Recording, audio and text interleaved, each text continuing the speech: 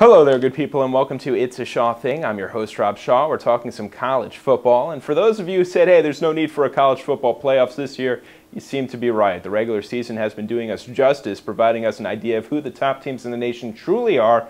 This weekend, though, the number one team in the nation, Alabama, gets a little bit of a bye. They play against Mississippi State, an in-conference foe, but at the same time, not one of the better ones. So what are the big games this weekend? We'll stick in the SEC. We're talking about Florida going against South Carolina.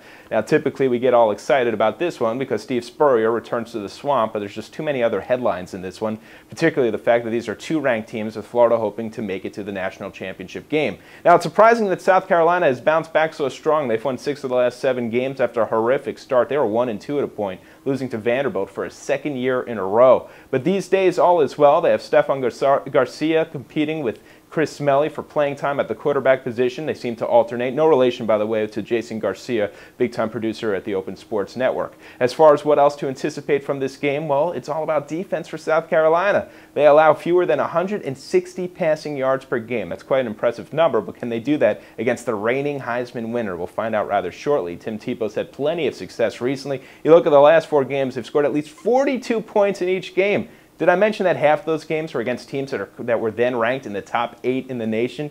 Pretty impressive stuff so far from the Gators. This is going to be a big one for them. They have to win here. They have to win at Florida State. Beat Alabama in the SEC title game, and I'll tell you what, the Gators will have a great chance of winning their second national championship in the last 3 years. Of course, that's a lot of ifs. We'll see what actually does pan out.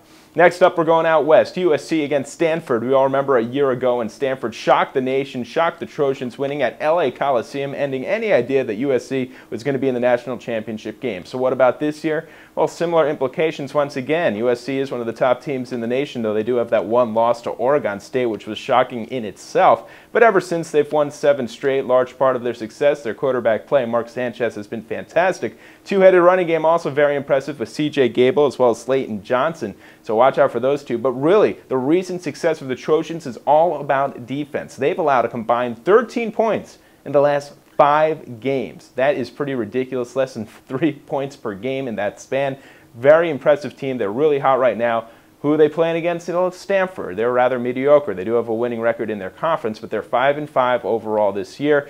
This is a tough team when it comes to rivalry games, so they stood up last year. We'll see what they could do this year playing at home. And by the way, at home, they happen to be pretty good. This is a team that is actually 4-0 at home, most recently winning 58-0 against Washington State. So a big game coming up here, a big rivalry game, really 2 big rivalry games now that Spurrier is at South Carolina as well. Now it's time for your upset alerts. Look for this one. The question is UNC really the best in the ACC when it comes to basketball and football? Well, so far, yes. They're 17th in the nation coming into this weekend's game against Maryland. They've won 2 consecutive games against ranked opponents, but they're playing at Maryland, a place where Maryland happens to be undefeated so far this season. So this is going to be a big win for them, a big game for them, rather. No guarantee in a win. In fact, I'm going with the upset. I'm expecting the Terps to win this one. Another big upset alert. Tulsa ranked 25th in the nation. They were the great story for the first half of the season. Everyone talking about 600 total yards of offense per game. All was well until they played against a team outside of Conference USA. It was at Arkansas that they lost. They're no longer undefeated, but still ranked top 25.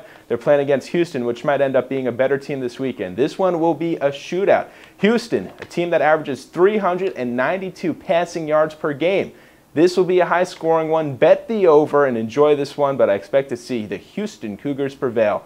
Well, my friends, that's It's a Shaw Thing for now. We're going to talk plenty more college football for the next couple of weeks, particularly next week, when one of the big games is going to be Texas Tech, ranked number 2 in the nation, playing against a top 5 team in Oklahoma. Well, have a great weekend and enjoy some football. So you think you can tackle a pro? There's only one way to find out. Click on fantasy at opensports.com.